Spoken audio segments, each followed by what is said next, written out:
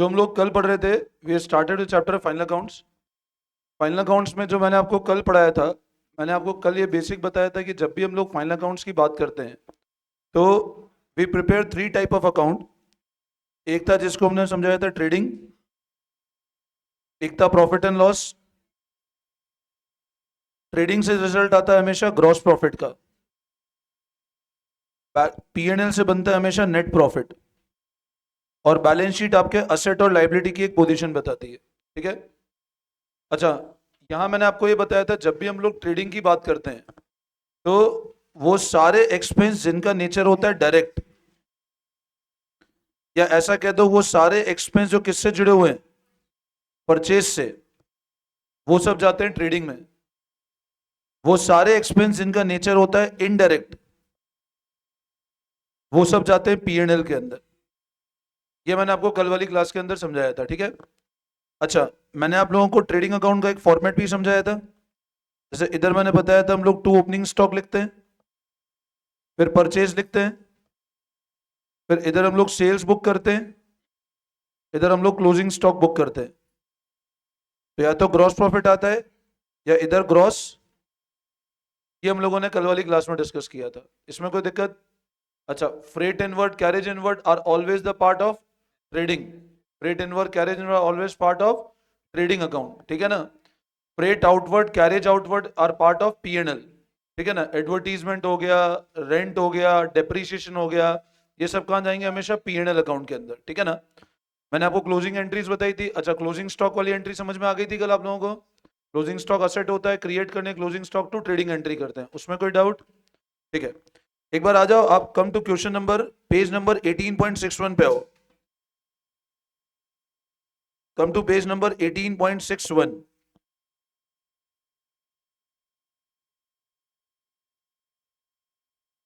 Come to page number 18.61।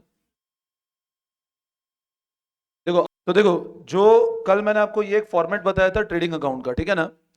फिर यहां मैंने बताया था कि ये हमारा ग्रॉस प्रॉफिट आता है या ग्रॉस लॉस आता है। ठीक है। यहां तक तो सबको क्लियर था। अब आ जाओ बुक में पेज नंबर 18.61 पे। Come to page number 18.61। Question number 5 से स्टार्ट करेंगे। क्वेश्चन नंबर 5 देखेंगे आप लोग। Page number 18.61, question number 5। Question number 5 TSD वाली बुक पे आ जाओ फटाफट। Ascertain gross profit from the following information. क्या कैलकुलेट करना है हमको? ग्रॉस प्रॉफिट निकालना है। क्या कैलकुलेट करना है हमको? अब बताओ, ग्रॉस प्रॉफिट निकालने के लिए कौन सा अकाउंट बनेगा? कौन सा अकाउंट बनेगा? Trading account. तो बनाओ फॉर्मेट ट्रेडिंग अकाउंट का। बनाओ फॉर्मेट, बनाओ ट्रेडिंग अकाउंट का।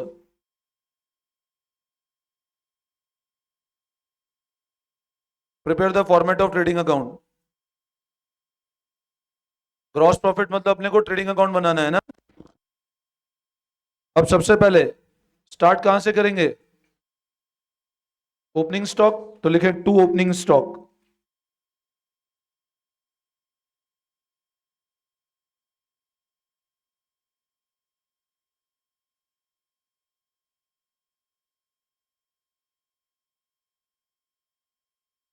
Particulars and amount.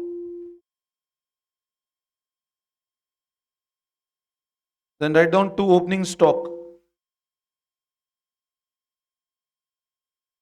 3 lakh rupees.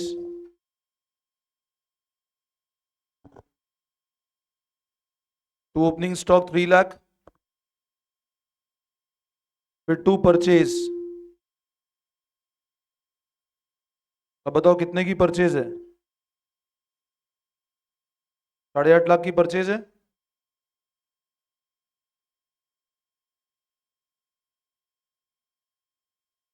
Now what is the sales?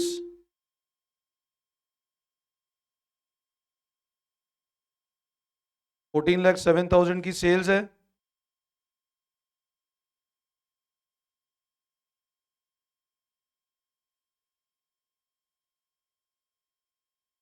अच्छा, इसमें परचेज रिटर्न। अच्छा बताओ, कैरेज ऑन परचेज मैंने कल बताया था ना, कैरेज ऑन परचेज का मतलब क्या होता है? कैरेज ऑन परचेज मतलब कैरेज इनवर्ड, है ना। तो इधर लिखो 2 कैरेज ऑन परचेज। तो कैरेज ऑन परचेज 23,000। ये सब बताओ, क्लोजिंग एंट्री था ना, अपन ने पे कर चुके होंगे carriage on purchase to cash, अपन ने क्लोज कर दिया। परचेज किया होगा, हमने क्लोज कर दिया, ये सब क्लोजिंग एंट्री था ना। अच्छा, क्लोजिंग स्टॉक की एंट्री क्रिएट एंट्री है, क्लोजिंग एंट्री है? क्लोजिंग स्टॉक की entry, closing stock create, closing stock तो क्रिएट कर रहे हो ना ट्रेडिंग से, क्लोजिंग स्टॉक क्रिएट कर रहे हो, बाकी एक्सपेंस रेवेन्यू को क्लोज कर रहे हो, है ना। तो अब बताओ, क्लोजिंग स्टॉक को क्रिएट किया, क्लोज नहीं किया, तो बैलेंस शीट में आएगा नहीं आएगा क्लोजिंग स्टॉक? आएगा ना, क्योंकि आपने क्रिएट कर दिया, क्लोज नहीं किया। तो अब लिखो बाय क्लोजिंग स्टॉक। अच्छा, कितने का क्लोजिंग स्टॉक दिख रहा है? 2,80,000। Carriage on sales is indirect, वो ट्रेडिंग में नहीं आएगा। Carriage on sale gross profit निकालने के लिए काम नहीं आएगा, नेट प्रॉफिट निकालना हो तो आएगा। देखो आप एक चीज समझना, ग्रॉस प्रॉफिट से नेट प्रॉफिट पे जब हम जाएंगे, सबसे पहले कौन सा प्रॉफिट निकलेगा? मतलब प्योर प्रोडक्ट से कितना प्रॉफिट हुआ हमको। ग्रॉस मतलब मैं जिस प्रोडक्ट में डील कर रहा हूं उससे मैंने कितना प्रॉफिट कमाया। अब आप जब ग्रॉस से नेट पे जाओगे ना, तो इनडायरेक्ट एक्सपेंस को लेस करोगे। अगर ग्रॉस तक आ रहे हो, सेल से ग्रॉस प्रॉफिट पे आ रहे हैं, तो कौन से एक्सपेंस आएंगे? और यहां से यहां जा रहे हैं तो यहां कौन से आएंगे? अब कैरेज ऑन सेल कौन सा एक्सपेंस है? इनडायरेक्ट। इसलिए ग्रॉस प्रॉफिट निकालने के लिए, हाँ, अगर अपने को यहां तक जाना होता तो आता ना काम, अगर आपको नेट प्रॉफिट तक जाना होता तो लेस करते, बट अपने को सिर्फ ग्रॉस प्रॉफिट निकालना है, इसलिए कौन से एक्सपेंस लेस करेंगे? डायरेक्ट। तो इसलिए मैंने यहां लेस नहीं करा है उसको। तो लेस करते, ऐड नहीं, लेस करेंगे ना प्रॉफिट में से, हाँ, वो अपन आगे सीखेंगे भी, है ना। अब टोटल लगाओ इसको, कितना है टोटल? तो 14,07,000 प्लस 2,80,000, क्रेडिट साइड का टोटल आएगा 16,87,000। देखो ये ध्यान रखना, क्रेडिट साइड का टोटल ज्यादा है, डेबिट कम है, तो प्रॉफिट है। ये अपना रेवेन्यू है, वो अपनी कॉस्ट है। This is your revenue and this is your cost. अगर रेवेन्यू ज्यादा है कॉस्ट से, तो बोलो प्रॉफिट है लॉस है? प्रॉफिट है ना। तो इस केस में क्या होगा बताओ? टू ग्रॉस प्रॉफिट कितना आता है? 5,14,000 है क्या? 5,14,000, 5,14,000। ये बैलेंसिंग फिगर ये कैसे निकला? इस 1687 से मैंने इन तीनों को माइनस कर दिया है ना। 1687 माइनस 3 लाख माइनस 850 माइनस 23,000, तो आपका ग्रॉस प्रॉफिट आता है 5,14,000। बोलो समझ आया सबको? Any doubt?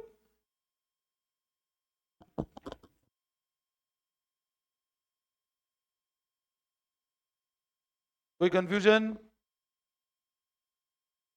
फटाफट कर लो उसको copy.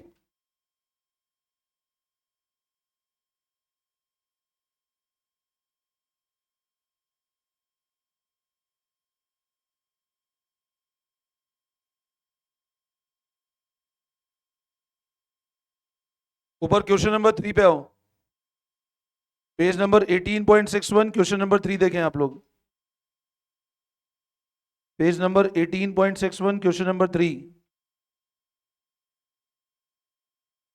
Page number 18.61, prepare trading account from the following transaction. हम जर्नल एंट्री नहीं कर रहे, सिर्फ ट्रेडिंग अकाउंट ही बना रहे हैं, ठीक है ना। इसमें जर्नल एंट्री रिक्वायरमेंट है, वो मैं नहीं करवा रहा हूँ, सिर्फ ट्रेडिंग अकाउंट बनाना सीख लो, ठीक है ना। तो बनाओ फॉर्मेट ट्रेडिंग का वापस।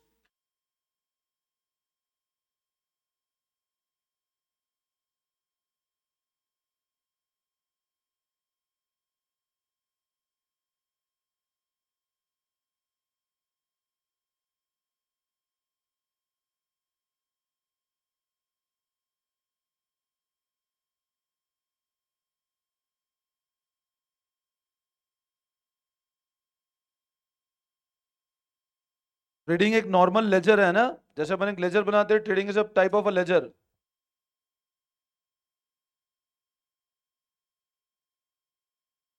सबसे पहले सेम टू ओपनिंग स्टॉक 33,000, तो ओपनिंग स्टॉक 33,000, 4-5 लाइन का अकाउंट बनाना ट्रेडिंग है ना, 4 to 5 लाइंस में हो जाएगा ट्रेडिंग अकाउंट आराम से। अच्छा अब है ना, इस क्वेश्चन में आप एक चीज चेक करो, परचेज के साथ आपको परचेज रिटर्न भी नजर आ रहा है, आपको दिख रहा है परचेज के साथ, या तो आप उधर डेबिट साइड में टू परचेज ले, क्रेडिट साइड में बाय परचेज रिटर्न करो, या वहां से माइनस करके शो कर दो, एक ही बात है वो, है ना। तो इस केस में इनर कॉलम में लेस करना है ना, इनर कॉलम मतलब मेन कॉलम अपना ये वाला हो गया, this is your main column, inner column मतलब उस तरफ है ना। तो परचेज कितना दिख रहा है आपको 29, तो इधर लिखना 29,000 और इधर लिखो लेस परचेज रिटर्न। प्रेजेंटेशन हमेशा अच्छे से करना बिल्कुल।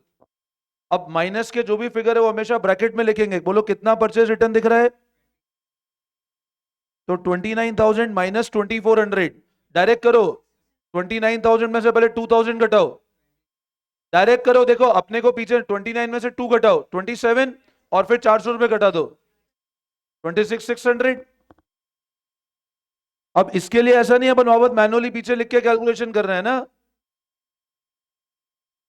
अच्छा इसी तरह सेल्स, इधर लिखो बाय सेल्स, हमेशा एक चीज ध्यान रखना, देखो ऐसा नहीं होना चाहिए ट्रेडिंग के अंदर आप बना रहे हो परचेज ऊपर आ जाए ओपनिंग स्टॉक नीचे आए, देखो फॉर्मेट का एक सिस्टम समझना, आंसर आना इज नॉट द क्राइटेरिया। अब बच्चे पता है कभी कभी ट्रेडिंग इस तरह बनाते हैं, आपने इधर लिख दिया पहले बाय क्लोजिंग स्टॉक, इधर ऊपर लिखा टू परचेज, फिर लिखा टू ओपनिंग स्टॉक, अब ये गलत फॉर्मेट है।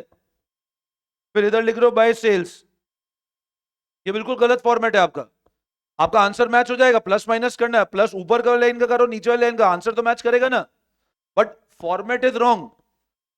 क्लोजिंग स्टॉक हमेशा साल के एंड पे होता है।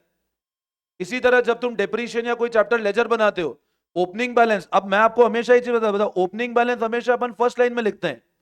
अब आप अगर ऐसे लिखोगे और मान लो आपने ऐसे लिखा, तो आपका आंसर तो मैच करेगा, बट ये फॉर्मेट गलत है। ओपनिंग हमेशा पहला फिगर होना चाहिए, क्लोजिंग हमेशा लास्ट फिगर होना चाहिए। तो इसलिए ये चीज ध्यान रखना, अभी जैसे अपन क्लोजिंग स्टॉक, आप सेल्स के ऊपर नहीं जाना चाहिए, ओपनिंग स्टॉक हमेशा ट्रेडिंग की पहली लाइन में आएगा। मैं आपको जो भी पॉइंट समझा रहा हूं ना, ये आपको अभी अपन जब आगे बढ़ेंगे ना एडजस्टमेंट के साथ, तो वहां क्या होगा, ओपनिंग स्टॉक हम लोग हिडन होगा, तो हमेशा अपने को ऊपर की पहले लाइन ब्लैंक छोड़नी पड़ेगी, ये ध्यान रखना।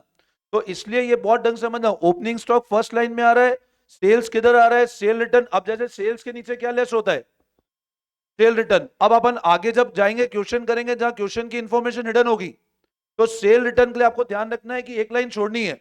अब मान लो आपको पहले सेल दिखा, अगला क्लोजिंग स्टॉक दिखा है, फिर 10 पॉइंट के बाद सेल रिटर्न दिख रहा है, तो आप पता है क्या करेंगे बच्चे, सेल लिखते हैं, जैसे ही क्लोजिंग स्टॉक दिखा यहां लिख दिया। अब आगे जाके पता चला सेल रिटर्न भी है, अब वो एडजस्ट करना ही कैसे करोगे, या तो इसको काटे बन लो वापस क्लोजिंग स्टॉक को। तो इसलिए हमेशा एक बात ध्यान रखना, जब भी परचेज लिखो, परचेज के बाद एक लाइन ब्लैंक छोड़ देना, सेल लिखो एक लाइन ब्लैंक छोड़ देना, ताकि सेल रिटर्न आ गया है। अच्छा इसमें भी ये ध्यान रखना, परचेज लिख के फिगर इनर कॉलम में लिखना, जब तक क्वेश्चन पूरा कंप्लीट नहीं हो आउटर कॉलम में नहीं लिखना। अभी अभी तो क्या बहुत सिंपल क्वेश्चंस कर रहे हैं हम लोग, वरना क्या होगा पता है, आपने इधर फिगर लिख दिया, अब पता चला परचेज रिटर्न है, तो फिर आप क्या करोगे, फिर इसको कट करोगे, फिर यहां पे लेस करके फिर लिखोगे फिगर। तो ये कुछ एक ऐसी कॉमन मिस्टेक्स है जो अपने को अवॉइड करते हुए चलना है, समझे बात को। तो अब लिखो बाय सेल्स, कितना सेल है इनर कॉलम में लिखेंगे, कितनी सेल है बताओ, 25,000, और माइनस करो सेल रिटर्न। अच्छा कितना सेल रिटर्न दिख रहा है, तो 25,400 माइनस 500, बोलो कितना आया। अब डायरेक्ट करना है अपने को, है ना, ऐसा नहीं अपन वापस मैनुअली कर रहे हैं जाकर के पीछे। तो इट इज 24,900, और क्लोजिंग स्टॉक कितना दिख रहा है, डेप्रीशिएशन, एक मिनट अपन आ रहे हैं वन बाय वन। परचेज हो गया, सेल रिटर्न हो गया, सेल हो गया, परचेज रिटर्न हो गया, पहले क्लोजिंग स्टॉक लिख दो, तो लिखो by closing stock 57,700। Carriage inward direct है इनडायरेक्ट है, कैरेज इनवर्ट ट्रेडिंग में आएगा नहीं आएगा, आएगा ना, कैरेज इनवर्ट ट्रेडिंग में आएगा, ठीक है, तो लिखो टू कैरेज इनवर्ट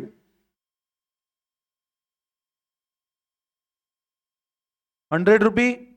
अच्छा डेप्रीशिएशन आएगा क्या, depreciation is charge on machines, तो डेप्रीशिएशन ट्रेडिंग में नहीं आएगा।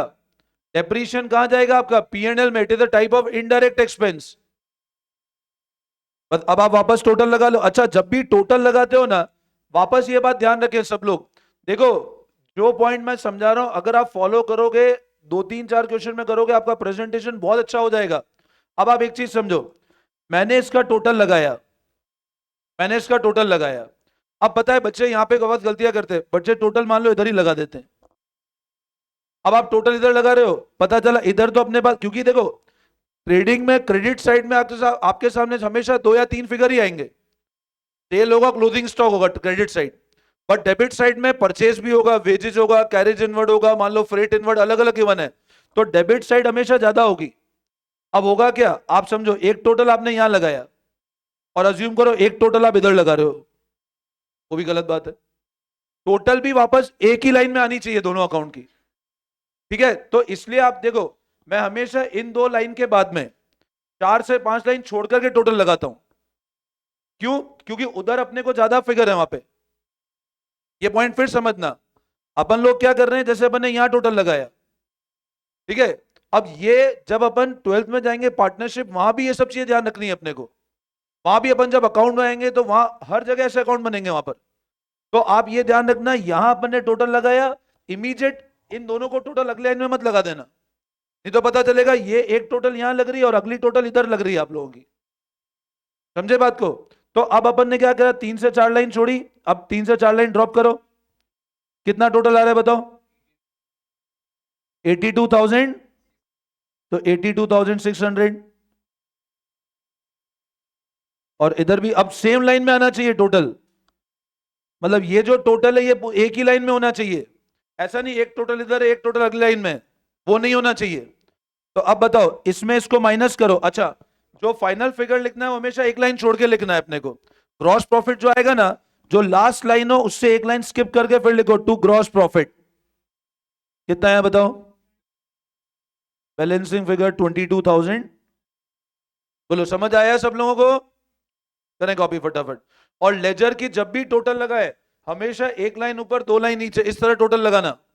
फाइनल टोटल लेजर की जब भी लगेगी हमेशा इस तरह लगनी चाहिए फाइनल टोटल, मतलब लेजर अपना इस साल क्लोज हो गया है। वापस समझाओ, डेप्रीशिएशन क्यों नहीं लिया यहां पे, समझ आया ना? क्यों? डेप्रीशिएशन नेचर कौन सा एक्सपेंस है बोलो? Depreciation nature of which expense? Nominal और इनडायरेक्ट। तो कहां जाएगा बताओ ये? P&L में। ये कहां जाएगा? P&L में।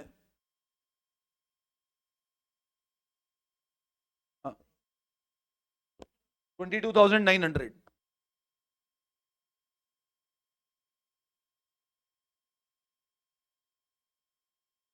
बोलो यहां तक कोई डाउट,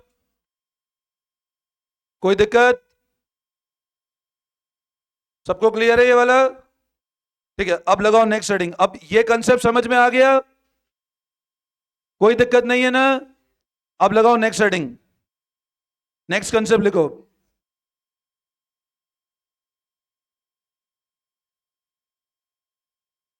आपकी आज इंग्लिश वाली क्लास नहीं है ना?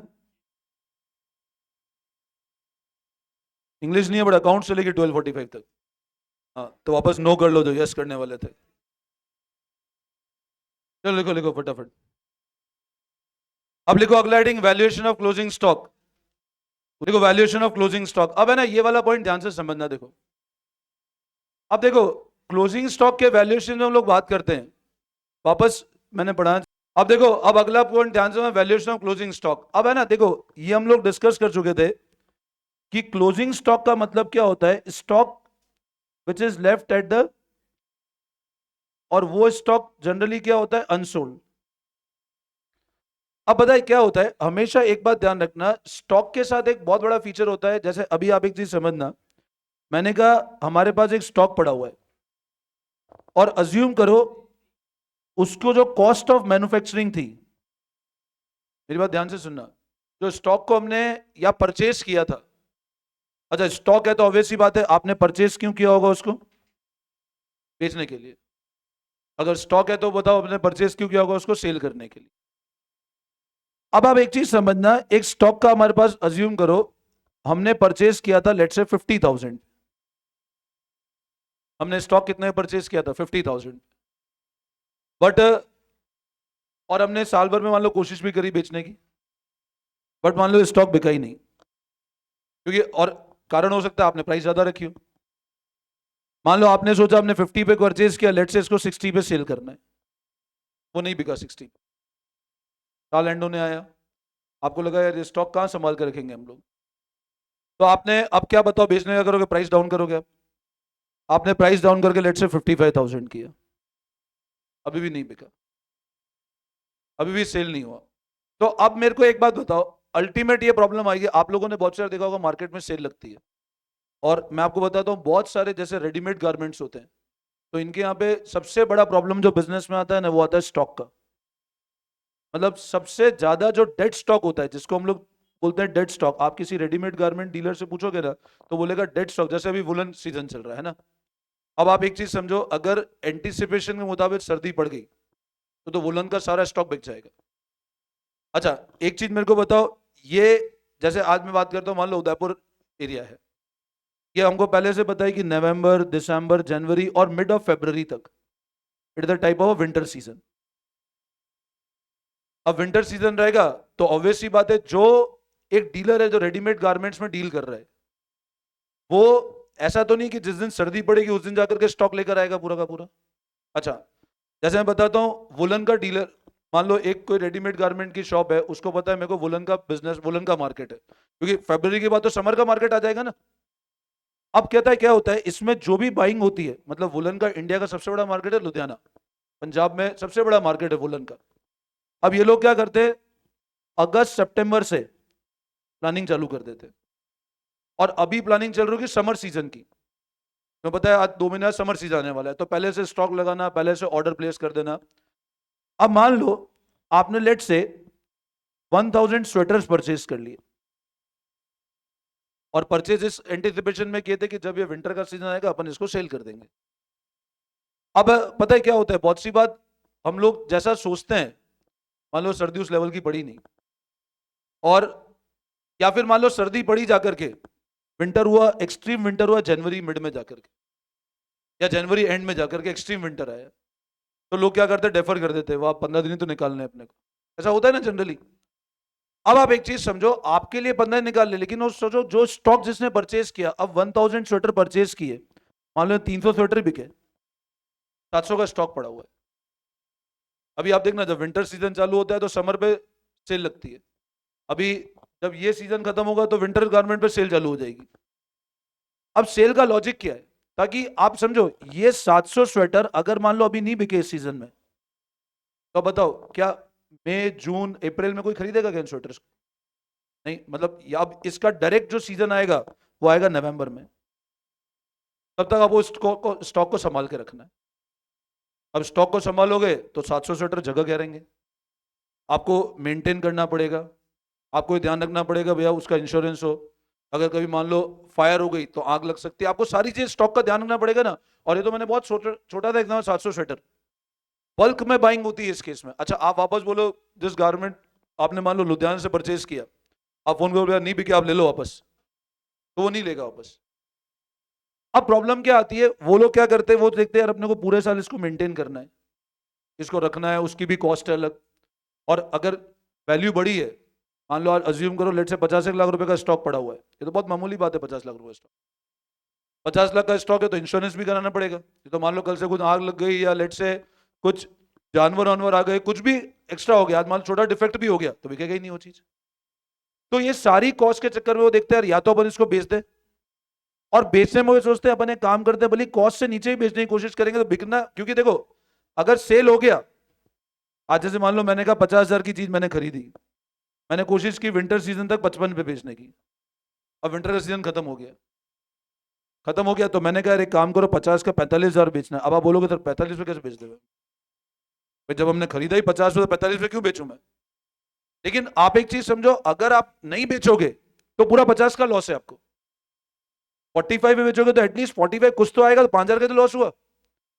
आप हमेशा देखना सेल में क्या होता है, फ्रेश आइटम अलग रहते हैं और सेल के आइटम अलग होते हैं हमेशा। तो इसका कारण क्या होता है, वो जो स्टॉक है वो हमेशा कॉस्ट से नीचे बेचने की कोशिश करते हैं वो लोग। अब आपने ये सोच लिया कि भैया ये 50 की चीज है, इसको कितना भी कोशिश कर लो 55 पे तो इस मेन सीजन में भी नहीं बिकी, तो आपको पता है कि 700 स्वेटर का स्टॉक पड़ा है, क्या रेट का? 50,000 का। आपने सोचा यार 45 से बेच दें, अब 45 में मान लो अज्यूम करो लेट से 500 स्वेटर बिक गए, अभी भी कितने पड़े हुए हैं? 200। अब जबरदस्ती तो बेचोगे नहीं किसी को, तो 200 का स्टॉक आपको साल भर मेंटेन करना पड़ेगा, ये एक तरह से डेड स्टॉक है। तो ये अगले साल सेल आउट होगा। जैसे मैं तुमको बताऊं 31 दिसंबर आता है, साल चेंज होता है, तो गाड़ियों के ऊपर बहुत अच्छी सेल चलती है, क्योंकि गाड़ियों का मॉडल बदल जाता है। 2024 मॉडल और 2025 मॉडल, महीना का डिफरेंस एक ही है, बट साल भर का डिफरेंस हो जाता है वो। तो जनरली वो क्या करते हैं, साल के एंड पे बल्क डिस्काउंट दे करके देखते हैं 2024 मॉडल की गाड़ी निकल, तो 2025 में उसको कम रेट में बेचनी पड़ जाएगी आपको। तो ऐसे केस में क्या होता है, अपने को स्टॉक को जनरली किस पे नीचे वैल्यू करना पड़ जाता है। अब आप एक चीज मेरे को बताओ, अभी आपके अकाउंट्स का एक बहुत स्टार्टिंग लेवल पढ़ रहे हो, बट जैसे जैसे आप इस सब्जेक्ट के अंदर डीपर साइड जाओगे, तो अब क्या होता है, स्टॉक जो वैल्यूएशन होता है, इसके लिए बहुत स्पेसिफिक गाइडलाइंस बनी हुई है गवर्नमेंट की। मतलब स्टॉक को वैल्यू कैसे करना है, इसके लिए इवन मैं आपको बताता हूँ कानून तक बने हुए हैं। अकाउंट्स में जब आप हायर लेवल पे जाओगे तो you will study one accounting standard नाम से एक टॉपिक है, और AS2 है, जो स्टॉक से डीलिंग की बात करता है कि स्टॉक को वैल्यू कैसे करना है आपको। क्योंकि आप एक चीज समझो, देखो आप अपन ट्रेडिंग अकाउंट को चेक करो, मैंने यहां सेल्स लिखा था, अब मैंने इधर सेल्स लिखा, मैंने इधर क्लोजिंग स्टॉक लिखा। मेरे को एक बात बताओ, अगर ये क्लोजिंग स्टॉक बढ़ेगा, अगर तो अपने बैच में भी कुछ ऐसे, तो अब आप एक चीज समझो, मैं जो बता रहा था, देखो सेल्स का फिगर क्रेडिट साइड है, क्लोजिंग स्टॉक का फिगर है। अभी आप मेरे को बताओ, क्लोजिंग स्टॉक 57,700 का जो स्टॉक है, मान लो आप इसको इन्फ्लेट करके लेट से 60,000 लिख दो, आपको लगता है नहीं 57,700 का नहीं है, तो 60,000 का स्टॉक पड़ा हुआ है मेरे, तो बताओ इससे प्रॉफिट बढ़ेगा कम होगा?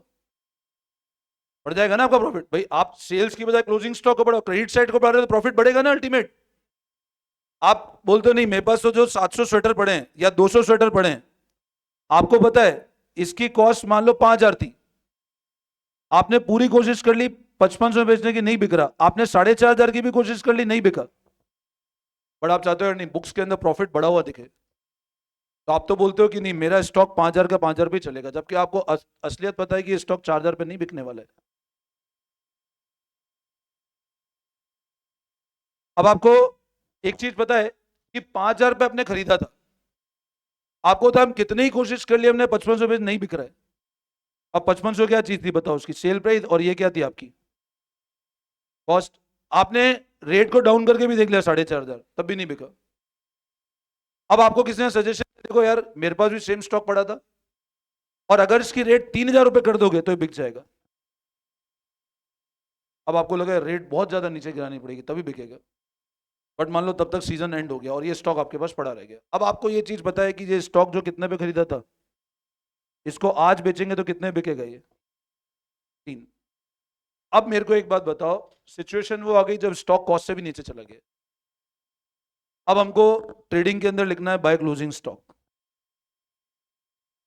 अब सवाल ये आता है क्लोजिंग स्टॉक 5,000 लिखें या 3,000 लिखें? तो आप बोलोगे सर हमने खरीदा तो 5,000 पे था, बट अकाउंट्स का अपन को ध्यान है, अपन ने स्टार्टिंग में प्रूडेंस प्रिंसिपल पढ़ा था। प्रूडेंस क्या बोलता है, अगर आपको लग रहा है लॉसेस होने वाले, तो उसको पहले से बुक करो। और आप एक चीज बताओ, जब स्टॉक आप 5,000 पे लिखोगे, तो क्या सच में 5,000 बिकने बिकने का कैपेसिटी है क्या स्टॉक का? वो तो आउटडेटेड हो चुका है पूरा का पूरा। तो इस केस में आपका स्टॉक कॉस्ट से नीचे जा चुका है, और जब स्टॉक कॉस्ट से नीचे जाता है तो फिर उसको इस कॉस्ट पे नहीं लिखेंगे, फिर उसको कितने पे लिखेंगे, इसको बोलते हैं NRV, नेट रियलाइजेबल वैल्यू, कि इतना नेट आ पाएगा उस स्टॉक से। अब आप समझो, आपने स्टॉक वैल्यू कितने पे किया, 3 पे, अब मान लो कल से 3500 पे किया, आप बोलो नहीं भाई हम 3500 पे तो नहीं बेचे, हमने 3 में वैल्यू कर रखा है, तो अच्छी बात है ना, बिक गया तो। आपने तो वर्स्ट केस सिनेरियो एंटिसिपेट कर लिया ना। तो स्टॉक के लिए अब जैसे मैं आपको अभी मैंने बताया अकाउंटिंग स्टैंडर्ड नंबर 2, ये मैंने आपको एक बहुत सिंपल सा कंसेप्ट बताया, बट स्टॉक का वैल्यूएशन बहुत डिटेल में पढ़ोगे जब आप हायर लेवल जाओगे। इवन मैं बताता हूं कि जब आर्टिकलशिप पे जाते हो ना, तो एक कंपनीज के अलग से स्टॉक ऑडिट्स होती है कि स्टॉक को वैल्यूएशन, क्योंकि स्टॉक, आप एक चीज समझो, यहां आपने स्टॉक को गड़बड़ किया नहीं, अल्टीमेट क्या गड़बड़ हो जाएगा आपका, ग्रॉस प्रॉफिट, और ग्रॉस प्रॉफिट बढ़ा तो नेट प्रॉफिट बढ़ जाएगा आपका। तो नेट प्रॉफिट बढ़ेगा तो अन्यथा आप प्रॉफिट इन्फ्लेट कर रहे हो ना, जो रियल में है नहीं आपका। तो ये स्टॉक कितना होना चाहिए, वो कंपनीज के अंदर जहां पे बहुत बड़े लेवल का स्टॉक होता है वहां बकायदा एक सीए को अपॉइंट करके इनको वैल्यूएशन कराना पड़ता है कि स्टॉक का करेक्ट वैल्यूएशन है कि नहीं, और गवर्नमेंट को रिपोर्ट सबमिट करनी पड़ती है लिस्टेड कंपनीज को कि हमने जो स्टॉक सबमिट किया वो बिल्कुल एज पर करेक्ट है, उनकी कॉस्ट ये और मार्केट वैल्यू ये है। तो आप कभी भी स्टॉक को कॉस्ट से ऊपर तो वैल्यू करने का सवाल ही पैदा नहीं होता। भाई मैंने 5,000 पे किया था, मेरे को पता है 7,000 बिक जाएगा, तो क्या 7 तो लिखने से राम है, वो जब बिकेगा तब होगा ना। बट अगर स्टॉक कॉस्ट से नीचे चला जाएगा तो हमेशा ध्यान रखना अपने को स्टॉक को लिखना किस पे, एट लोअर ऑफ कॉस्ट और एनआरवी, मतलब या तो कॉस्ट या NRV whichever is less, और on the basis of which principle, principle of prudence. आई बात समझ में? ठीक है, तो अब लिखो वैल्यूएशन ऑफ क्लोजिंग स्टॉक। देखना, stock left at the end of year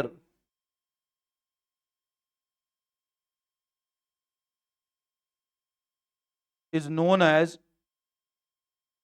closing stock, and closing stock is always valued at cost और एनआरवी। एनआरवी मतलब नेट रियलाइजेबल वैल्यू है ना, मतलब जितना नेट बेच करके हमारे पास पैसा आएगा।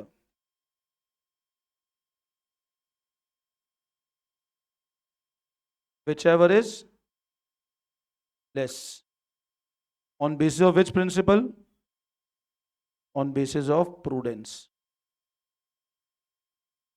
तो ये ध्यान रखना, स्टॉक की अगर वैल्यू कम, एनआरवी कम है तो कम पे रखना है अपने को फिर क्लोजिंग स्टॉक, आप इन्फ्लेट नहीं कर सकते हो प्रॉफिट को।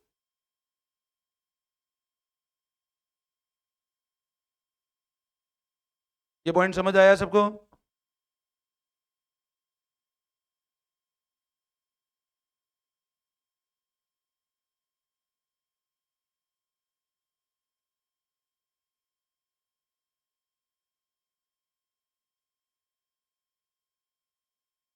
तो स्टॉक को वैल्यू हमेशा किस पे करना है, कॉस्ट और NRV whichever is less, on basis of which principle, principle of prudence, less on the basis of prudence principle, cost और NRV whichever is less on basis of prudence.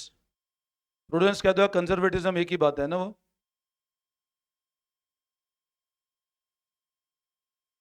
इसमें कोई doubt किसी को? वापस समझाऊं? अब question number 6 पे आ जाओ। क्वेश्चन नंबर 6 पेज नंबर 18.61 पे आओ। From the following information prepare trading account, बनाओ ट्रेडिंग अकाउंट का फॉर्मेट वापस।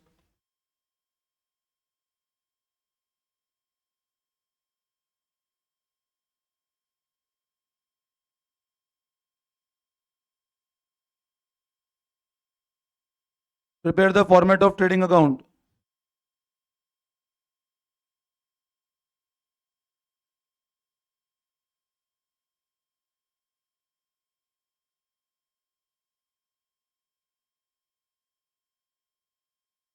प्रिपेयर करो फॉर्मेट ट्रेडिंग अकाउंट का फटाफट।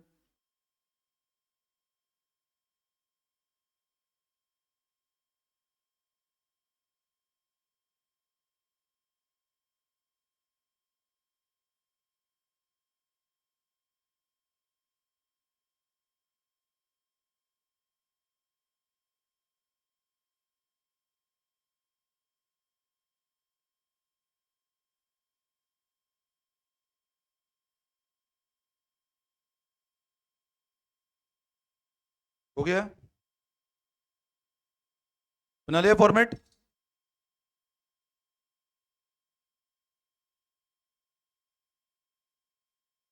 अब पढ़ो, सबसे पहले स्टॉक ऑन 1 अप्रैल, मतलब बताओ ये ओपनिंग है या क्लोजिंग स्टॉक है? तो लिखो टू ओपनिंग स्टॉक। कितना है opening stock? 40,000। Purchase inner column में लिखना है ना, 4 lakh. Write down purchase in inner column. अच्छा, अब परचेज रिटर्न मतलब रिटर्न आउटवर्ड दिख रहा है आपको? देखो दिख रहा है रिटर्न आउटवर्ड 80,000। तो क्या करें बताओ इसको? तो लेस कर दो परचेज रिटर्न्स। तो बताओ ये कितना आएगा, 3,20,000। इधर बाय सेल्स,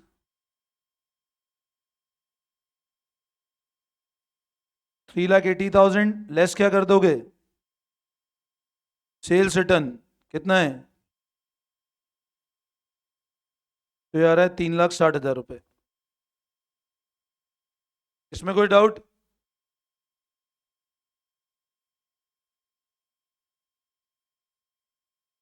ये पॉइंट वापस समझाऊं क्या? सिंपल, अभी तक तो क्लियर है। अच्छा अब पता है, अब सब लोग ध्यान देना, वेजेस एंड सैलरी। अब यहां है ना, सब लोग मेरी बात ध्यान सुनना। देखो अगर आपको ऐसा लिखा है ना वेजेस एंड सैलरी, तो इसका मतलब ये कहां जाएगा, ट्रेडिंग में। अगर आपको ऐसा लिखा है सैलरी एंड वेजेस, तो ये पीएनएल में जाएगा। इसका मतलब ये सैलरी, प्राइमरी फिगर सैलरी है। देखो सैलरी जाता है पीएनएल के अंदर और वेजेस जाता है ट्रेडिंग में।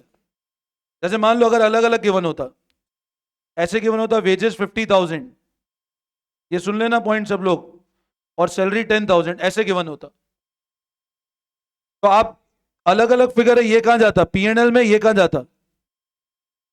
लेकिन आपके पास इंडिविजुअल अलग अलग फिगर अवेलेबल नहीं है, आपको लिखा है वेजेस एंड सैलरी, मान लो ऐसे लिखा हुआ है।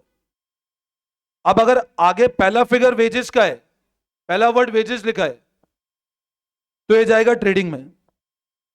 और मान लो ऐसा लिखा है सैलरी एंड वेजेस, मतलब ये प्राइमरी सैलरी का फिगर है, तो ये कहां जाएगा, ये ध्यान रखना। वेजेस एंड सैलरी लिखा है मतलब ट्रेडिंग, सैलरी एंड वेजेस लिखा है मतलब पीएनएल।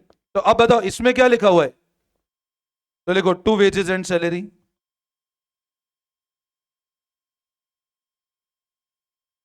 कितना है बताओ wages and salary, 50,000। Carriage inward बताओ डायरेक्ट होता है नहीं होता है, तो लिखें टू कैरेज इनवर्ड्स। कितना है कैरेज इनवर्ड, 20,000। अच्छा अब आप लाइन पढ़ो क्या गिवन है, एनआरवी मार्केट वैल्यू स्टॉक की 1,20,000 ही है, और ऊपर स्टॉक कितने का दिख रहा है अपने को, 1,30। अब ये 1,30 क्या होगी बताओ, एक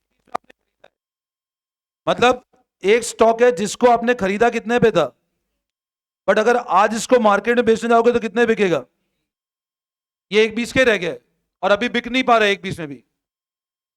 तो अब बताओ अगर आप 1,30 लिख दोगे, तो मतलब आपने प्रॉफिट अननेसेसरी ओवरहाइप कर दिया, जो रियलाइज ही होने वाला नहीं है अपने को।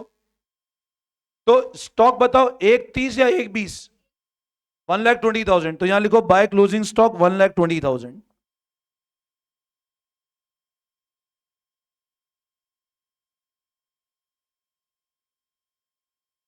अच्छा अब बताओ, क्रेडिट साइड हो गया पूरा।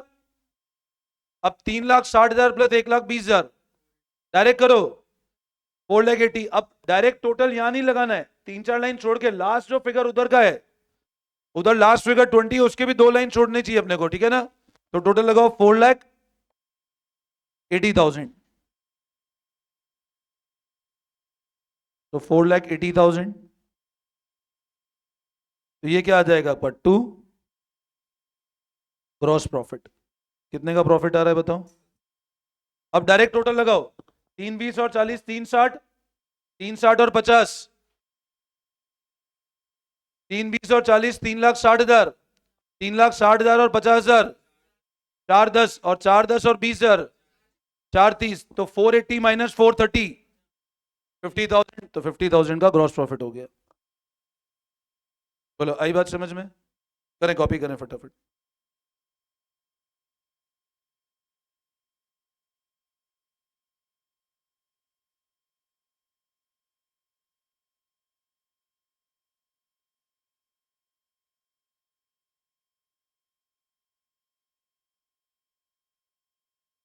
ऊपर अनसॉल्व 2 होमवर्क करना, अनसॉल्व सेकंड वाला क्वेश्चन होमवर्क करना। हाँ, इसी पेज पे ऊपर सेकंड क्वेश्चन होमवर्क करोगे। ये नोट कर लिया सब लोगों ने? बोलो यहां तक कोई डाउट? एक बार अपन क्विक वे में रिकैप कर लेते हैं। बताओ फाइनल अकाउंट्स के अंदर कितने अकाउंट बनते हैं? Trading, PNL, balance sheet. Trading account क्या रिजल्ट जनरेट करता है? Gross profit, profit and loss, net profit. अच्छा बताओ, जब भी ट्रेडिंग अकाउंट बनता है कौन से एक्सपेंस को लेस करते हैं, डायरेक्ट को कि इनडायरेक्ट को? अच्छा, वेजेस डायरेक्ट है इनडायरेक्ट है? Direct. Carriage inward, carriage outward, freight outward, salary indirect. अच्छा, क्लोजिंग स्टॉक को हमेशा किस पे वैल्यू करना है? कॉस्ट और NR whichever is less, on basis of which principle? Prudence. Format clear है? To opening stock, to purchase. Purchase में क्या लेस करेंगे हमेशा? पर सेल्स में क्या लेस करेंगे? Sales return. अच्छा, क्लोजिंग स्टॉक अगर ओवर इन्फ्लेट कर देंगे तो क्या दिक्कत हो जाएगी? प्रॉफिट ऐसा इन्फ्लेट हो जाएगा जो सच में रियलाइज नहीं होने वाला है। बोलो यहां तक कोई डाउट? क्लियर है बिल्कुल? अब लगाओ नेक्स्ट हेडिंग। चुपचाप लगा लो, कुछ बोलना ही मत। 12:45 तक मुंह ही मत खोलना। देखो नेक्स्ट हेडिंग लगाओ, cost of goods sold.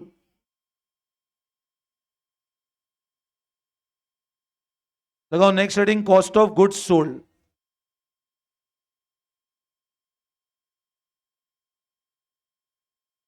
COGS। Put next heading, cost of goods sold. COGS लगाओ next heading, cost of goods sold. दिव्यांग कैसे बैठे हैं पीछे इतनी देर? अब देखो cost of goods sold. Now what is meaning of word cost of goods sold? जैसे नेम बता रहा है, ये अगेन ये एक बहुत इंपॉर्टेंट कंसेप्ट है। कॉस्ट ऑफ गुड्स सोल्ड, ध्यान से समझना। सिर्फ नेम पे फोकस करो। जो गुड्स सेल किए उसकी क्या कॉस्ट? मेरी बात फिर समझना। जो गुड्स सेल किए उसकी क्या कॉस्ट? ठीक है, तो लिखो आप, it means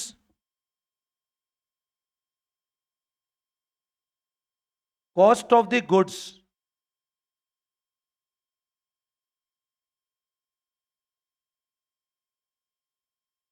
which have been sold. देखो it means cost of the goods which have been sold,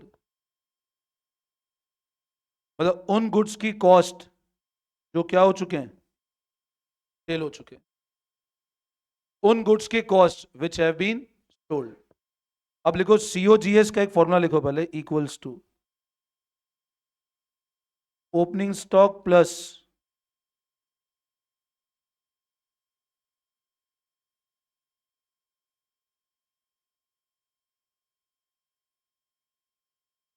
minus closing stock.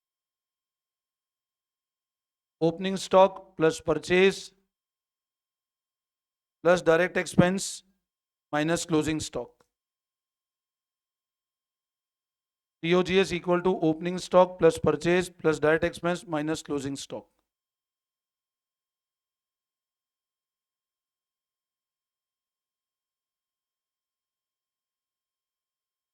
अब ये कंसेप्ट थोड़े से टेक्निकल है, ध्यान से समझना चीजों को, है ना, वरना चीजें बिल्कुल बाउंसर चली जाएगी। ये बहुत ढंग से चीजों को समझना।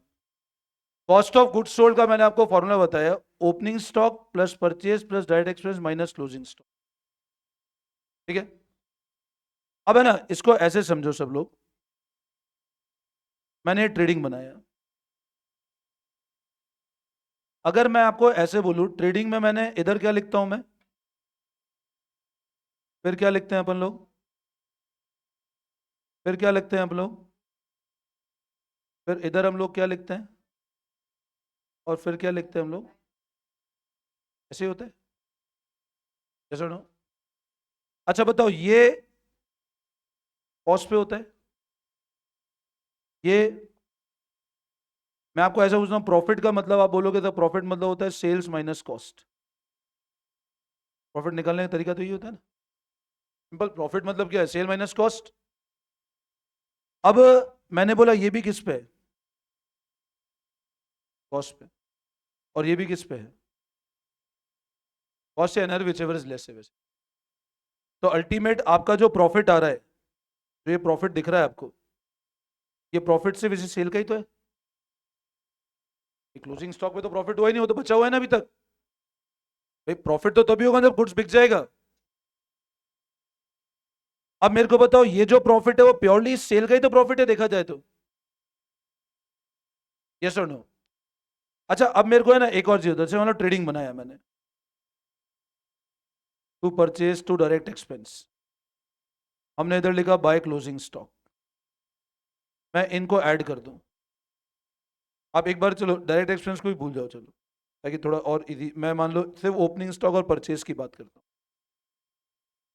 इसका मतलब वो स्टॉक जो मेरे साल के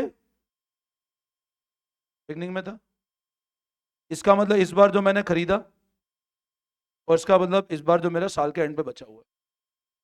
मैं आपको ऐसा बोलता हूं समझना, ये पेन का डीलर थे हम लोग।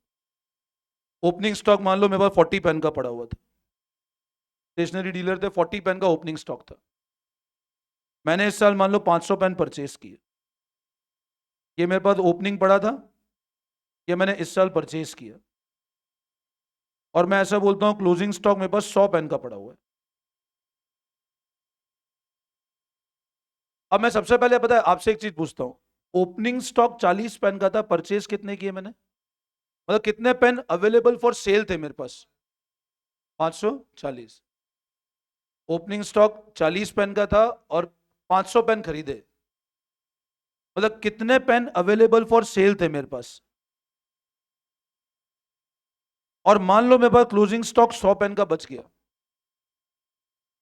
100 पेन क्लोजिंग, मतलब अब मैं यूं बोलता हूं कि 540 मेरे पास पेन थे जो मैं बेच सकता था, और 100 पेन का स्टॉक बच गया, मतलब बोलो बिके कितने? सिंपल। आप बोलोगे सर जो सेल हुए वो कितने पेन सेल हुए, तो वो कैसे निकाला मैंने, ओपनिंग स्टॉक में क्या जोड़ा मैंने और क्या लेस किया मैंने, यही तो सेल्स का फिगर है। और अब अगर मैं 440 पेन को इसकी कॉस्ट से मल्टीप्लाई कर दूं, ये क्या हो जाएगा एक तरह से मेरा, जो पेन बिके, जो पेन बिके उनकी क्या आ जाएगी, इसको ऐसा नहीं बोल सकते कॉस्ट ऑफ, नहीं बोल सकते हम लोग? यस और नो? फिर रिपीट कर रहा हूं, फिर सुनना। ओपनिंग स्टॉक 40 पेन का था, मैंने परचेज किए 500 पेन, 40 पेन का ओपनिंग स्टॉक था, मैंने 400 पेन 500 पेन खरीदे, और मैं बोल रहा हूं मेरे पास 100 पेन साल के एंड पे पड़े हुए हैं। तो अब मेरे को एक बात बताओ, कितना पेन मेरे पास बिक चुका है? अब 440 पेन जो बिका, ये तो क्वांटिटी है ना, तो क्वांटिटी है, और इसको मैं कॉस्ट से मल्टीप्लाई कर दूंगा, कॉस्ट ऑफ गुड्स सोल्ड आ जाएगा। समझे बात को? अब अच्छा मेरे को बताओ, क्या मेरे को प्रॉफिट इस पेन पे प्रॉफिट होगा क्या? इस पेन पे प्रॉफिट होगा? प्रॉफिट तो सिर्फ किस पे हुआ होगा मेरे को देखा जाए तो, जो बिके उन पे ही तो प्रॉफिट हुआ है, जो बचे हुए हैं उस पे कैसे प्रॉफिट हुआ? मेरी बात समझे आप लोग? जो पेन अल्टीमेट मेरे पास सेल हो गए, प्रॉफिट वहीं से तो होगा मेरे को। तो मैंने आपको क्या बताया, कॉस्ट ऑफ गुड्स सोल्ड निकालने का फॉर्मूला है opening stock plus purchase, plus क्या कर दूं मैं, और क्या घटा दूं उसमें। तो आप बताओ ये क्या चीज आएगी आपके पास में, कॉस्ट ऑफ गुड्स सोल्ड। अब अगर मैं ट्रेडिंग की बात करूं, मैं ट्रेडिंग में मैंने अगर इस तरह लिखा था मैंने परचेज, तो मेरे को बताओ ओपनिंग स्टॉक में परचेज क्या हो रहा है, प्लस हो रहा है, और क्लोजिंग स्टॉक क्या हो रहा है, तो opening plus purchase minus closing, एक तरह से ये क्या होता है, कॉस्ट ऑफ गुड्स सोल्ड ही तो है। अपन यही तो कर रहे हैं अल्टीमेट, ओपनिंग में परचेज जोड़ के क्या घटा रहे हैं, तो अल्टीमेट ये कॉस्ट ऑफ गुड्स सोल्ड ही तो है। यस और नो? अच्छा अगर अब मैं ट्रेडिंग आपके सामने एक फॉर्मेट से और बनाऊं, मैं इधर लिख दूं बाय सेल्स, और इधर लिख दूं टू सीओजीएस, तो ये डायरेक्ट क्या आ जाएगा मेरा? भाई अगर मैं, मतलब एक चीज बताओ, मैं इसको जोड़ दूं और इसको घटा दूं, ओपनिंग स्टॉक में परचेज जोड़ दूं और क्लोजिंग स्टॉक को लेस कर दूं तो क्या बनता है मेरा? तो क्या ये वाला फॉर्मेट वैलिड है क्या? अच्छा आप बताओ, अगर ये सीओजीएस उधर लिख रहा हूं तो वापस क्लोजिंग स्टॉक इधर लिखूं क्या? क्या मैं वापस से ये लिखूं क्लोजिंग स्टॉक इधर? नहीं, क्योंकि ऑलरेडी इसके अंदर क्लोजिंग स्टॉक लेस हो गया है ना। यस और नो? तो अब अगर मैं आपके सामने एक फॉर्मूला और बोलूं कि जीपी इक्वल्स टू,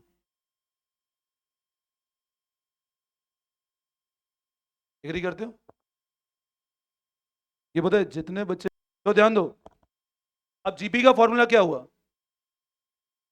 सीओजीएस समझ में आया? तो सीओजीएस निकालना है, तो अब बताओ, अगर मैं ट्रेडिंग मैंने बनाया परचेज, इधर जब मैंने लिखा क्लोजिंग स्टॉक, तो इसमें इसको प्लस करके माइनस करेंगे तो आ जाएगा ना सीओजीएस हमारे सामने। और अब अगर बताओ ट्रेडिंग के अगर मैं बना रहा हूं, इधर मैं सेल्स लिख दूं और डायरेक्ट सीओजीएस लिख दूं, तो फिर क्लोजिंग स्टॉक लिखने की जरूरत नहीं है क्योंकि सीओजीएस में लेस हो चुका है ना। यस और नो? तो अब अगर मैं आपके सामने ऐसे बोलूं कि GP equal to sale minus COGS, yes और नो?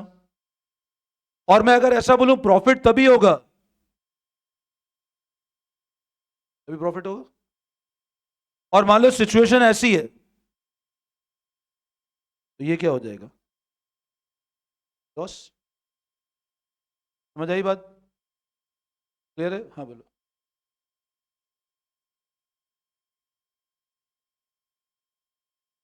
हाँ तो कह रहे दिन प्रोडक्ट की कॉस्ट तो बढ़ाएगा ना। भाई आज मेरे को एक बात बताओ, अज्यूम करो मैं आपको बोलता हूँ, जैसे ये पेन का एग्जांपल लिया, अज्यूम मैंने यहाँ से 10 किलोमीटर दूर से पेन खरीदा, ये मैं 10 रुपए खरीदा, उस पेन को मेरे को यहाँ इस लोकेशन में लाके बेचना है, और मान लो इस लोकेशन लाने का खर्चा लग गया 2 रुपए का।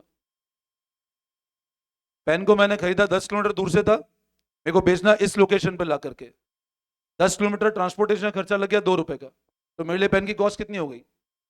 12 रुपए। तो मेरे लिए तो कॉस्ट ऑफ गुड सोल्ड 12 रुपए से कैलकुलेट होगी ना। ये 10 में तो मैंने खरीदा है, 10 तो मेरी परचेज कॉस्ट है, मैंने 10, मैं इसको चाहता हूँ 15 पे बेचूं मैं। अब मैं अगर 15 या 20 पे बेचना चाहता हूं तो मेरी कॉस्ट ऑफ गुड सोल्ड तो 12 कहलाएगी ना। जो 2 रुपए ट्रांसपोर्टेशन है वो भी तो पेन की कॉस्ट को बढ़ाएगा ना। मेरे लिए इस लोकेशन पेन 12 रुपए का हुआ ना, तो इसलिए डायरेक्ट एक्सपेंस हमेशा उसमें जोड़ना ही है अपने को। समझे बात को? तो अब आप एक और लिखो नेक्स्ट लाइन में, टीओजीएस का लिखो, GP equals to sales minus COGS. लिखो GP equals to sales minus COGS. GP equals to sales minus COGS. और वापस नीचे एक ट्रेडिंग का फॉर्मेट बना लेना, और इसमें ऐसे लिखना by sales, sales return less हो जाएगा, है ना।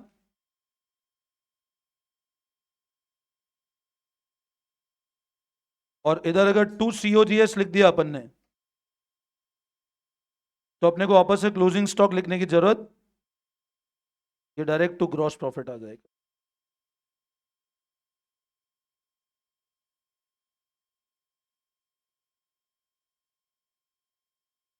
नीचे लिख देना नोट करके,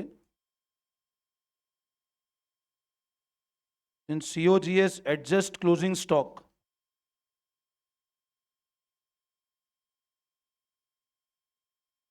तो क्लोजिंग स्टॉक,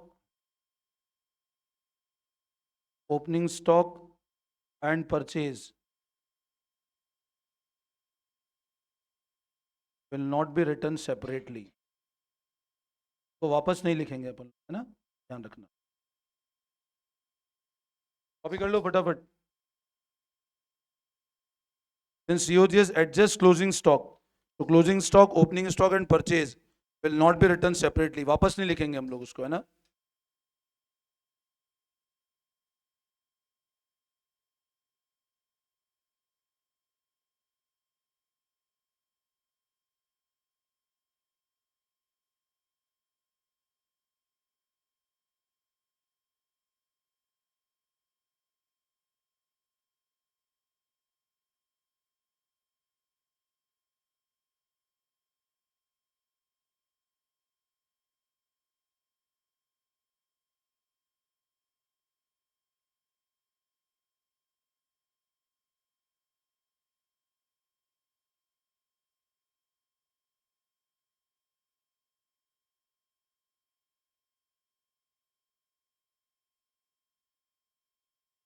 नोट कर लिया?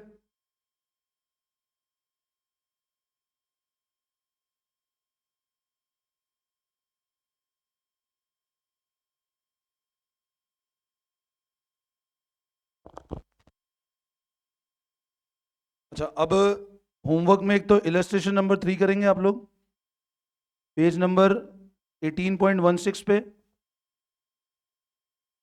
इलस्ट्रेशन नंबर 4 करोगे पेज नंबर 18.17 पे।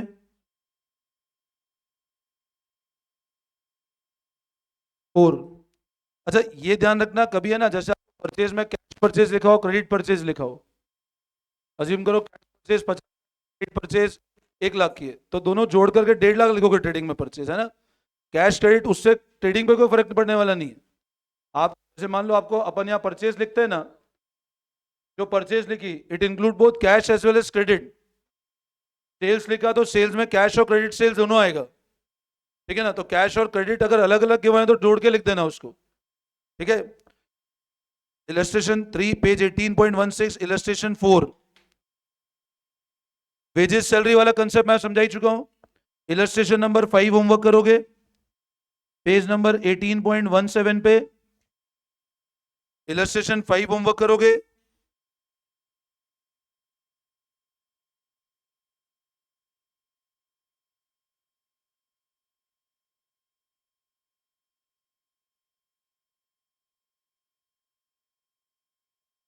देन पेज नंबर 18.45, 18.45 हॉट्स के अंदर question number 1, question number 2,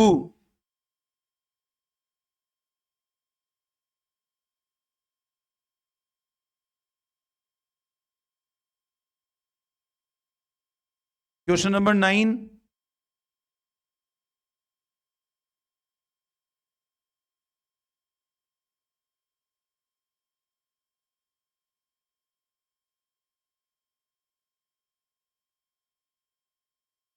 very short में पेज नंबर 18.47,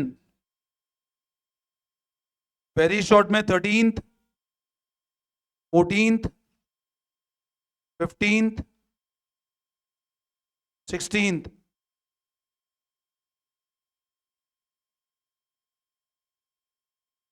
17, बस इतने दिन बाद तो होमवर्क दे रहा हूं। नहीं नहीं नहीं, लिखो लिखो। 17, 19, लिखो लिखो, बातें नहीं। देखो, जिसकी इच्छा है कर लेना, नहीं इच्छा हो मत करना, है ना? जिसको मन हो कर लेना। तुम तो धन जमा कराओ यहाँ पे, ज्यादा टेंशन मत करो, धन जमा कराते रहना समय पे। बाकी तो ठीक है, रिजल्ट निकाल लूंगा मैं 7-8 बच्चों के। फोटो वैसे 7-8 बच्चों के देने हैं मेरे को, मेरा काम हो जाएगा अगले बैच का। बाकी लोग तो, बाकी लोग करो तो ठीक, नहीं हो तो तुम पैसा जमा कराओ तुम तो। 20 कर लेना, 21, 22, अरे लिखो लिखो, 24। तो करते करते क्या होगा फिर? 25,